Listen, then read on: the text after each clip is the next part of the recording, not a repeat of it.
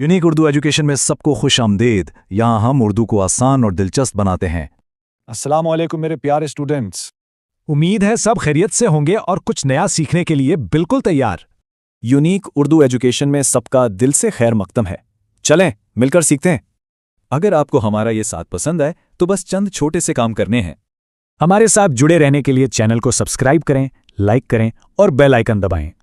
ऐसा करने से हमारी हर नई वीडियो की अपडेट सबसे पहले आप तक पहुंचेगी। तो फिर देर किस बात की, आइए आज का सबक शुरू करते हैं। जरा तसव्वर करें एक ऐसा वक्त जब इर्द गिर्द की पूरी दुनिया बदल रही हो।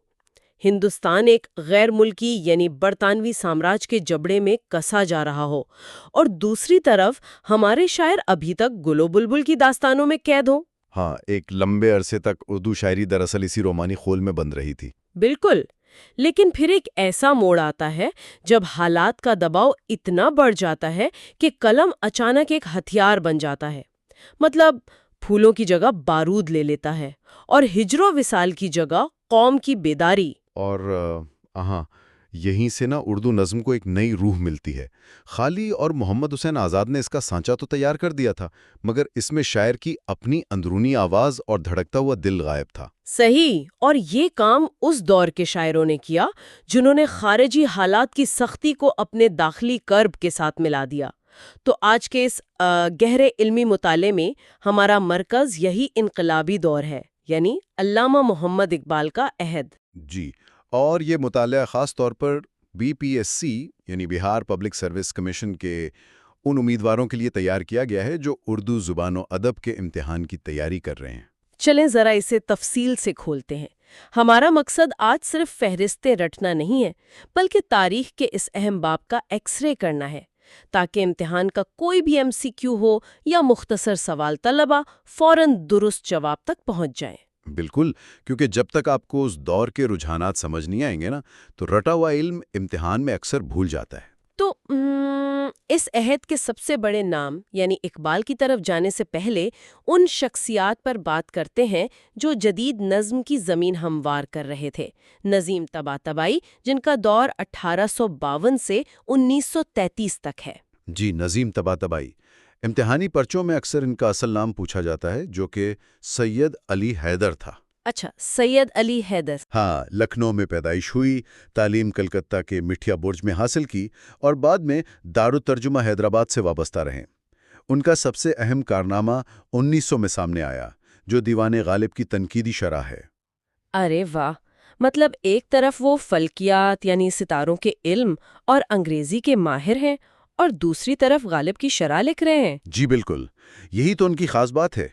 और इसी इल्म की वजह से उनका एक और बहुत बड़ा कारनामा है जो मारूजी सवालात के लिए बहुत अहम है। हाँ, आप वो गोरे गरीबा वाले तर्जुमे की बात कर रहे हैं ना? हाँ, बिल्कुल दुरुस्त। उन्होंने अंग्रेजी शायर थॉमस ग्रे की मशहूर नज़म का गोरे गरीबा के नाम से उर्दू तर्जुमा किया। उसकी सबसे बड़ी खूबी यह है कि इसमें असल नज़म का सोज और दर्द बिल्कुल बरकरार है। सही, और इम्तिहानी नुक्ता नज़र से दुरुस्त या गलत वाले सवालात में ये अक्सर पूछा जाता है। उनकी किताबें दीवाने तबातबाई और सोते तगज़ल भी याद रखने वाली हैं। जी, और इसी कतार में एक और बड़ा नाम सरवर जहां आबादी का है। उनका असल नाम दुर्गा सहाय था और पीलीभीत के इलाके जहानाबाद में पैदा हुए। अच्छा, दरगाह सहाय। उनकी शायरी में तो मंजर निगारी और हुब्बुल वतनी बहुत कमाल की है ना? बिल्कुल, ऐसा लगता है जैसे कोई पेंटर ब्रश से मंजर बना रहा हो। इम्तिहान के लिए उम्मीदवारों को इनके 2 मजमूए लाजमी याद रखने चाहिए, जामे सरवर और खमखानाए सरवर। ये मैच दी फॉलोइंग सवालात के लिए बेहतरीन है। जबरदस्त। तो इन इब्तिदाई मेमारों के बाद अब हम उस दौर के असल मरकज़ की तरफ आते हैं, वो ज़लज़ला जिसने बर्रे सगीर की फ़िक्री बुनियादों को हिला दिया, यानी अल्लामा मोहम्मद इकबाल। अल्लामा इकबाल 1873 में सियालकोट में पैदाइश हुई। इनकी ज़िंदगी के कुछ इब्तदाई हक़ाइक़ तो सीधे MCQs का हिस्सा बनते हैं। यानी उनके उस्ताद के नाम वगैरह? जी, जैसे उनके उस्ताद सैयद मीर हसन और फिर लाहौर में फ़लसफ़े के अंग्रेज़ उस्ताद प्रोफेसर थॉमस आर्नल्ड। आला तालीम के लिए उनका जर्मनी की म्यूनिख यूनिवर्सिटी जाना और 1907 में फ़लसफ़ा अजम पर PhD करना, ये सब फिंगर टिप्स पर होना चाहिए। اقبال کے حوالے سے میں نے ایک واقعہ پڑھا تھا جس نے مجھے بہت حیران کیا۔ 1894 میں وہ داغ دہلوی کے شاگرد ہوئے اور خط و خطابت سے غزلیں بھیجتے تھے۔ ہاں، وہ داغ والا واقعہ۔ جی، داغ نے کچھ ہی عرصے بعد یہ کہہ کر انہیں فارغ کر دیا کہ اس لڑکے کو اصلاح کی ضرورت ہی نہیں ہے۔ مطلب یہ کتنی بڑی بات ہے۔ بالکل، وہ پیدائشی ہیرے تھے، لیکن جب ہم ان کی فکری پختگی کی بات کرتے ہیں تو امتحان کے لیے ان کی شاعری کو 3 ادوار میں تقسیم کیا جاتا ہے، اور یہ تشریحی سوالات کے لیے بہت اہم ٹاپک ہے۔ صحیح، تو پہلا دور کون سا ہے؟ پہلا دور ابتدا سے لے کر 1905 تک کا ہے۔ اس میں اقبال حقیقت کی تلاش اور مشاہدہ فطرت کرتے نظر آتے ہیں۔ وہ محب وطن ہیں۔ مطلب ہمالیہ اور تصویر درد جیسی نظمیں اسی دور کی ہیں؟ جی ہاں، تصویر درد 1904 میں انجمن حمایت اسلام کے جلسے میں پڑھی گئی تھی۔ پھر ان کا دوسرا دور آتا ہے جو 1905 سے 1908 تک ہے، جب وہ یورپ میں تھے۔ تو یورپ کے قیام نے ان کی شاعری کا رخ کیسے موڑا؟ وہاں ایسا کیا ہوا؟ وہاں انہوں نے مغربی تہذیب کو قریب سے دیکھا نا۔ انہوں نے محسوس کیا کہ مغرب عمل کی بنیاد پر دنیا پر حاوی ہے اور مشرق ابھی سویا ہوا ہے۔ اس مشاہدے نے ان کے اندر حرکت اور عمل کا فلسفہ بیدار کیا۔ اچھا، یعنی مادی ترقی کا مشاہدہ؟ بالکل، اور پھر ان کی واپسی پر 1908 کے بعد تیسرا دور شروع ہوتا ہے۔ اس دور میں وہ عالمی اور آفاقی سطح کے مفکر بن کر ابھرتے ہیں، نوآبادیاتی طاقتوں کے خلاف مزاحمت کرتے ہیں۔ جیسے ان کی نظمیں خضر راہ اور طلوع اسلام ہیں؟ بالکل صحیح۔ ان کا پیغام اتنا وسیع ہو گیا تھا کہ انہوں نے فارسی شاعری کی طرف بھی رجحان کیا۔ یہاں اگر ہم ان کے فلسفہ خودی کی بات کریں، ہم اکثر اسے انا یا غرور سمجھ لیتے ہیں، لیکن کیا ہم اسے ایک روحانی پٹھے یا مسل کی طرح سمجھ سکتے ہیں؟ روحانی پٹھا؟ ہاں، مطلب انسان جتنا زیادہ عمل کرتا ہے اور جد و جہد کرتا ہے، یہ پٹھا اتنا ہی مضبوط ہوتا ہے، یہاں تک کہ انسان تقدیر بدلنے کے قابل ہو جاتا ہے۔ جیسے ان کا شعر ہے، خودی کو کر بلند اتنا کہ ہر تقدیر سے پہلے خدا بندے سے خود پوچھے، بتا تیری رضا کیا ہے۔ جی، یہ تشبیہ بہت خوبصورت ہے۔ اقبال کا کلام اسی عمل اور ارادے کا نام ہے۔ اور وہ مولانا رومی سے بھی تو بہت متاثر تھے نا؟ ہاں، رومی کو وہ پیر رومی اور خود کو مرید ہندی کہتے تھے۔ اس کے علاوہ امتحانی نقطہ نظر سے یاد رکھیں کہ وہ حضرت مجدد الفسانی اور جرمن مفکرین گوئٹے اور نیچے سے بھی متاثر تھے۔ صحیح۔ اچھا، کتابوں کے حوالے سے تو بانگ درا، بال جبریل اور ضرب کلیم سب کو یاد رہتی ہیں، لیکن نثری کتابوں میں اکثر طلباء الجھ جاتے ہیں۔ نثر واقعی ایک ٹرکی حصہ ہے۔ امیدواروں کو یاد رکھنا ہے کہ ان کی پہلی نثری تصنیف علم الاقتصاد ہے، جو معاشیات پر تھی۔ مطلب اکانومکس پر؟ جی، اور ایک اور انتہائی اہم تصنیف ان کے 6 انگریزی خطبات ہیں، جن کا اردو ترجمہ سید نذیر نیازی نے 1958 میں تشکیل جدید الہیات اسلامیہ کے نام سے کیا۔ تاریخوں کے حوالے سے یہاں سے بہت سوال آتے ہیں۔ زبردست۔ تو اب اس منظر نامے کو تھوڑا سا بدلتے ہیں۔ اقبال تو عالمی سطح پر جگا رہے تھے، لیکن ہندوستان کی اندرونی سیاست میں کیا ہو رہا تھا؟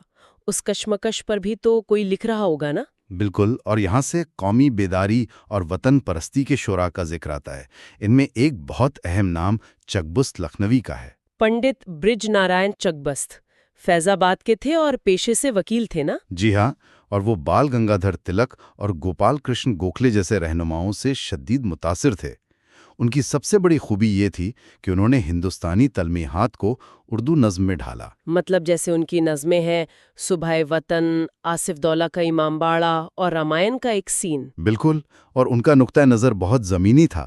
ان کا مشہور شعر ہے، زندگی کیا ہے عناصر میں ظہور ترتیب، موت کیا ہے انہی اجزاء کا پریشان ہونا۔ ارے واہ، مطلب یہاں کوئی ماورائے فلسفہ نہیں، بالکل مادی اور زمینی حقیقت ہے۔ جی، اور امتحان میں اکثر یہ شعر دے کر شاعر کا نام پوچھا جاتا ہے۔ اچھا، چکبست کی اس سنجیدگی سے نکل کر اگر ذرا ہنگامے کی طرف چلیں تو سامنے آتے ہیں شبیر حسن خان، یعنی جوش ملیحہ بادی۔